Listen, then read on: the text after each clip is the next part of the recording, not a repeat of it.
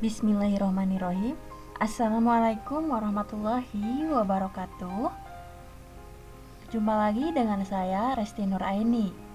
Kali ini kita akan membahas materi tentang getaran, gelombang, dan bunyi dalam kehidupan sehari-hari.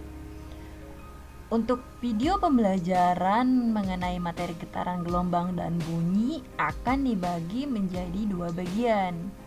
Kita simak di bagian yang pertama. Oke, sebelum masuk ke materi, silakan perhatikan gambar berikut. Di sini merupakan gambar USG. Kalian tentunya sering mendengar bukan tentang USG? Apa sih USG itu? USG adalah salah satu peralatan medis yang dapat digunakan untuk mendeteksi keadaan janin dalam kandungan. Nah, fungsinya buat apa sih? Fungsinya itu tadi untuk mendeteksi keadaan janin dalam kandungan. Karena kita tidak bisa melihat secara langsung, jadi digunakanlah alat USG ini. Nah, bagaimana USG ini bekerja?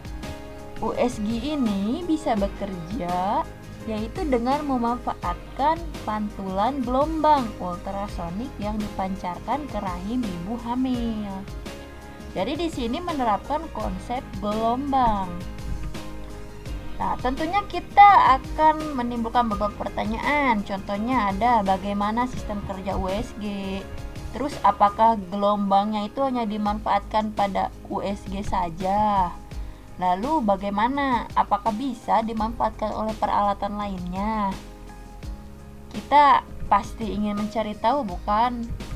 Nah, karena kita ingin tahu, jadi kita harus belajar materi ini dengan sebaik-baiknya.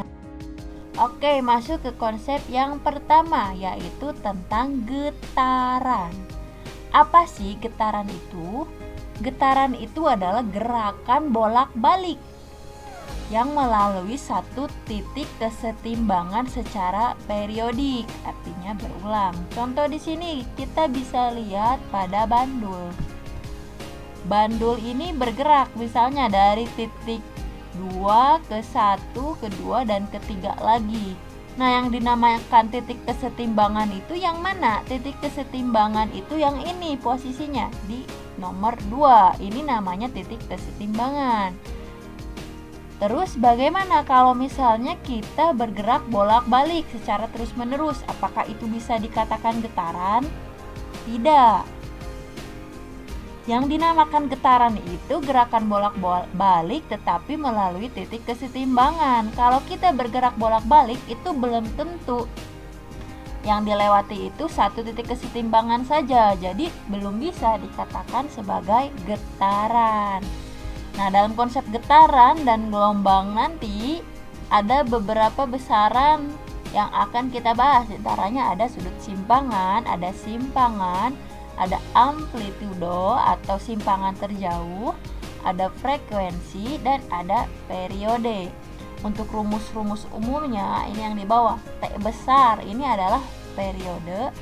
Periode ini rumusnya adalah waktu atau T kecil dibagi N. N itu banyak getaran. Lalu untuk frekuensi itu banyaknya getaran dibagi waktu. Satuan periode adalah second ya, sama kayak waktu, dan frekuensi adalah hertz. Kalau untuk getaran itu tidak ada satuan, nanti berapa kali getaran. Lalu hubungannya apa antara periode dan frekuensi itu? Mereka itu berbanding terbalik hubungannya ya. Oke, di sini kita kembali lihat contoh bandul. Getaran pada bandul ini dikatakan satu kali getaran penuh apabila bandul ini bergerak dari titik A ke titik B, lalu ke titik C, dan kembali lagi ke titik B, lalu ke titik A. Ini dinamakan satu getaran. Begitupun sebaliknya dari titik C ke B, ke A, ke B, dan ke C lagi. Ini namanya satu getaran. Nah, lalu simpangan terjauhnya yang mana? Simpangan terjauhnya itu ketika bandul berada pada titik A, jauh dari titik kesetimbangan, atau ketika bandul berada di titik C. Ini namanya simpangan terjauh, atau kita sebut dengan amplitudo. Jika kita lihat pada gambar ini, amplitudonya itu bisa disebutkan yaitu jarak antara titik B ke C. Ini namanya amplitudo jaraknya. Dan ini juga jarak amplitudonya. Nah, titik kesetimbangannya tadi adalah titik B. Jarak dari titik B pada selang waktu tertentu itu disebut simpangan. Sedangkan titik B-nya merupakan titik kesetimbangan. Oke, kita perhatikan lagi gambar bandul untuk mengetahui kalau satu getaran itu dari mana ke mana sih. Oke, satu-satu. Titik kesetimbangannya adalah bandul pada titik O. Sekarang kalau dari titik A ke titik O itu 1/4 getaran. Dari titik A ke O lalu ke B itu 1/2 getaran. Kalau dari titik A ke O ke B lalu ke O ini 3/4 getaran. Kalau dari A ke O ke B ke O dan ke A ini namanya satu getaran penuh. Jadi satu getaran itu harus kembali lagi ke titik semula melalui titik kesetimbangan. Seperti itu. Nah, waktu yang diperlukan untuk melakukan satu getaran itu disebut periode. Jadi ketika tadi dari titik A ke O ke B lalu ke O ke A lagi, itu memerlukan waktu dan disebutnya itu adalah periode. Sedangkan jumlah getaran yang terjadi dalam 1 second atau 1 waktu itu disebut frekuensi. Ini rumus frekuensi dan periode. Ibu jelaskan satu-satu. Pertama ada periode itu sama dengan 1/f. Lalu ada periode juga kita bisa memakai rumus waktu dibagi jumlah getarannya. Ada berapa nanti? Dan untuk rumus frekuensi itu bisa 1 per periode, atau frekuensi sama dengan jumlah getaran dibagi waktu. Biar lebih paham, kita langsung ke contoh soal. Soal yang pertama, dalam 0,5 menit atau setengah menit terjadi 6.000 getaran. Berapakah frekuensi getaran tersebut dan berapakah periodenya? Nah, untuk menjawabnya seperti biasa, kita tulis dulu yang diketahuinya ada apa saja. Ini untuk rumusnya ya, yang tadi. Oke, pertama harusnya ini ditulis dulu ya, diketahuinya itu ada T-nya atau waktunya itu 0,5 menit. Karena satuan T itu second, kita harus rubah menjadi second. 1 menit itu ingat 60 second. Jadi 0,5 menit adalah 30 detik. Nah, banyaknya getaran itu berapa? 6.000. Yang ditanyakan adalah frekuensi. Rumus frekuensi kita ingat. Rumus frekuensi itu bisa 1 per T atau sama dengan N per T kecil. N itu banyak getaran dibagi waktu. Kita lihat yang diketahuinya itu ada getaran dan ada waktu. Berarti kita pakai rumus yang ini. Langsung saja, F sama dengan N atau banyaknya getaran dibagi waktu. Berarti 6.000 dibagi 30 sama dengan hasilnya adalah 200 Hz. Jadi frekuensi getaran pada soal tersebut adalah 200 Hz. Oke, yang berikutnya adalah berapa periodenya. Rumus periode kita lihat ada 2, ada 1 per F atau T per N kecil. Karena F-nya kita sudah tahu, tinggal pakai rumus yang ini saja. Jadi T sama dengan 1 per F sama dengan 1 per 200. 1 per 200 berapa? 0,005 second. Jadi ini jawabannya. Frekuensinya 200 Hz dan periodenya 0,05 second. Oke, karena tadi kita sudah membahas tentang getaran, sekarang kita masuk ke submateri yang berikutnya, yaitu gelombang. Gelombang ini apa? Gelombang ini adalah getaran yang merambat. Tadi itu kan getaran itu adalah gerakan bolak-balik yang melalui titik kesetimbangan. Nah, ternyata getaran itu bisa merambat, dan merambatnya itu ada yang memerlukan medium perantara dan ada juga yang tidak. Proses merambatnya suatu getaran itu tidak disertai perpindahan medium perantaranya, tetapi hanya memindahkan energi dari satu tempat ke tempat lain. Berarti dari konsep tersebut kita bisa tarik kesimpulan kalau gelombang itu merupakan peristiwa merambatnya energi akibat getaran atau partikel benda. Ini beberapa contoh gelombang. Yang sering kita lihat itu ada gelombang air ya. Ketika air tenang dan ada tetesan air akan terbentuk gelombang. Lalu gelombang tali, ketika kalian memainkan tali, itu talinya nanti akan naik dan turun dan ada arah rambatannya. Yang tidak terlihat itu adalah gelombang bunyi. Oke, kita langsung masuk ke materi berikutnya. Gelombang itu dibagi menjadi dua berdasarkan medium perambatannya. Yang pertama itu ada gelombang mekanik. Nah, gelombang mekanik itu apa? Gelombang mekanik itu adalah gelombang yang memerlukan medium perantara dalam perambatannya. Contohnya tadi di gambar awal itu ada gelombang air. Air itu kan membutuhkan perantara, itu di airnya, makanya akan terjadi gelombang mekanik. Terus gelombang tali, ada juga gelombang permukaan air dan gelombang suara.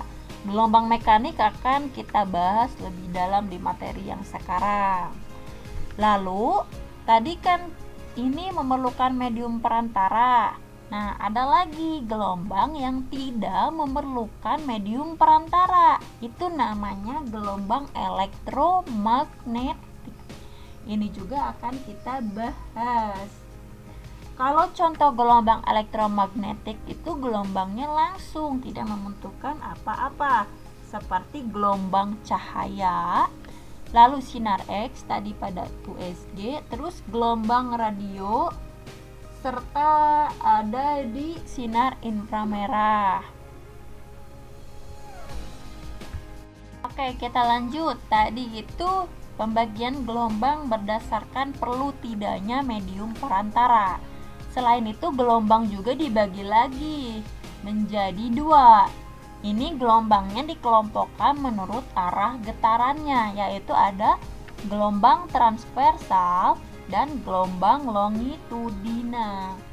Kalau gelombang transversal itu gelombang yang arah getarannya tegak lurus terhadap arah rambatnya. Nanti kita akan bahas. Lalu ada gelombang longitudinal. Kalau gelombang longitudinal itu gelombang yang arah getarannya sejajar dengan arah rambatannya.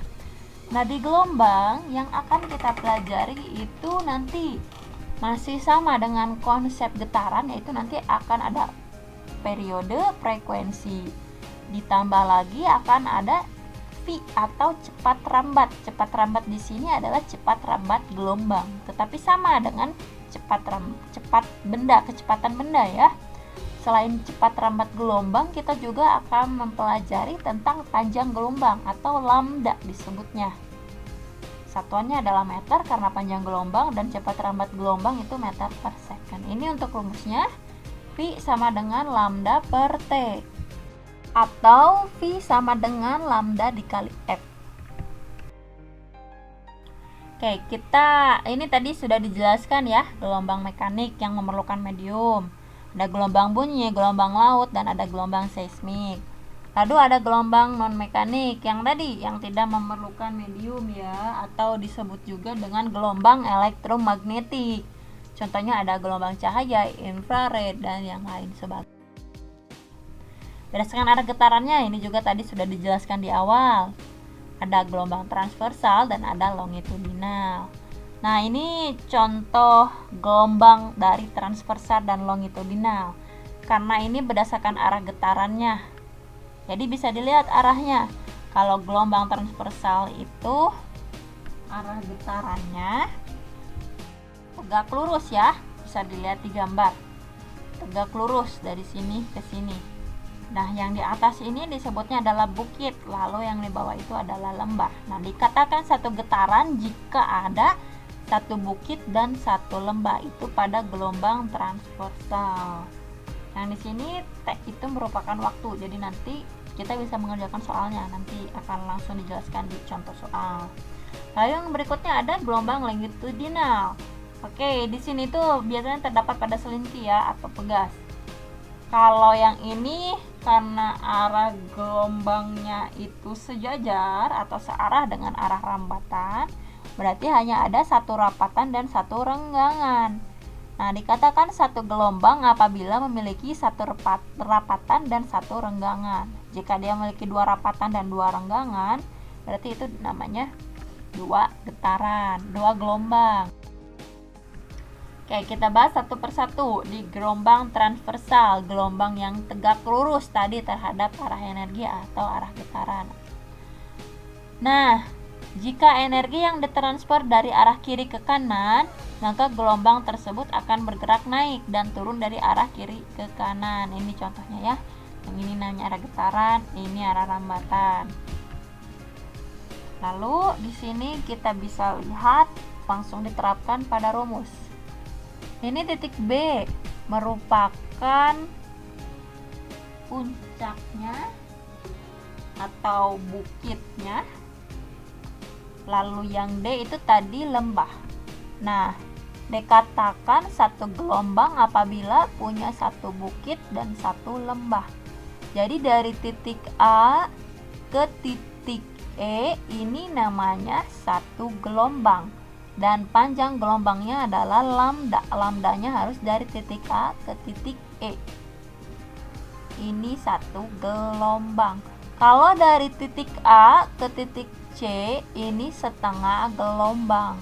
Seperti itu. Jadi kalau cuma memiliki satu bukit saja, ini namanya satu gelombang.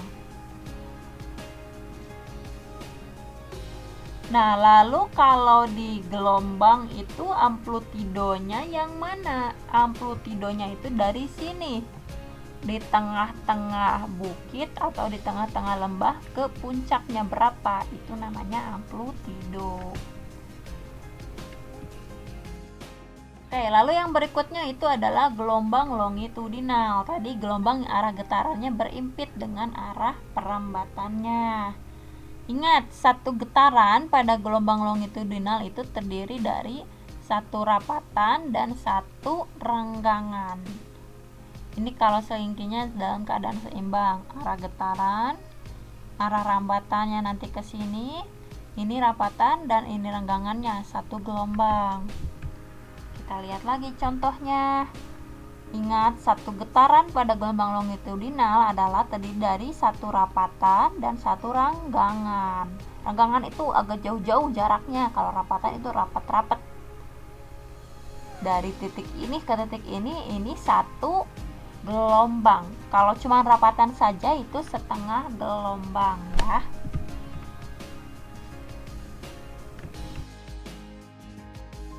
Oke, lalu sekarang bagaimana sih hubungan antara panjang gelombang, frekuensi, cepat rambat, dan periode gelombang?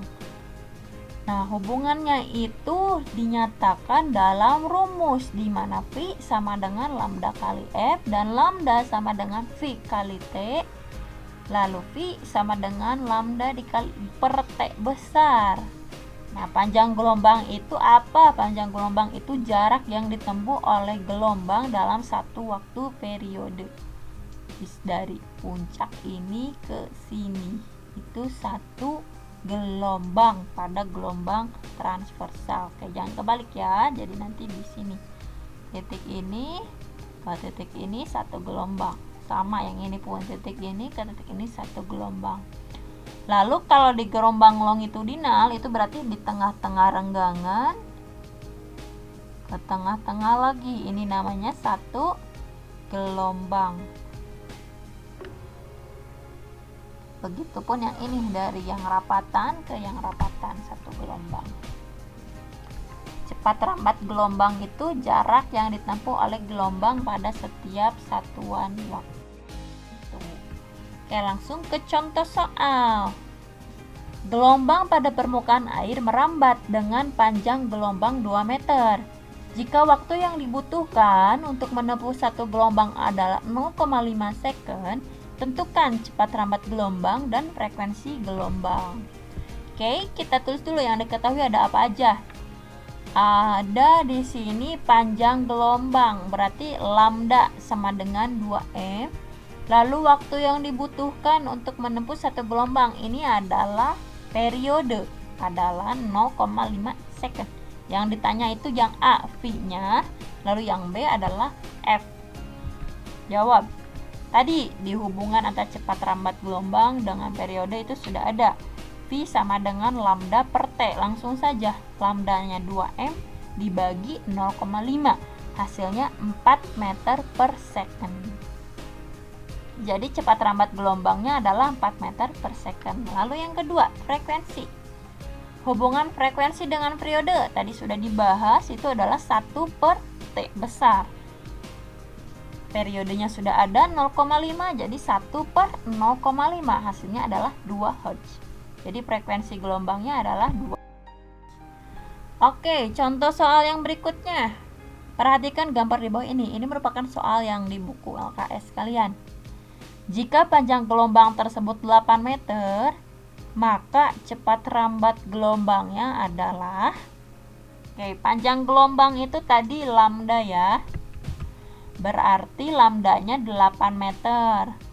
Lalu yang ditanyakan itu kan V, karena kita mau mencari V, kita harus tahu berapa sih getarannya. Banyaknya getaran itu bisa dilihat dari sini. Tadi ingat, satu getaran pada gelombang transversal adalah terdiri dari satu bukit dan satu lembah. Ini bukitnya ada berapa? Kita hitung. Ada 1, ada 2. Lembahnya ada berapa? 1, ada 2. Berarti jika ada 2 bukit dan ada 2 lembah, itu berarti getarannya ada 2. Berarti N-nya adalah 2. Lalu T-nya berapa? T-nya itu detik. Detik ini sudah ada di grafik ini ya. Detik dari ke sini adalah 4 detik. Yang ditanyakan V, langsung saja masukkan.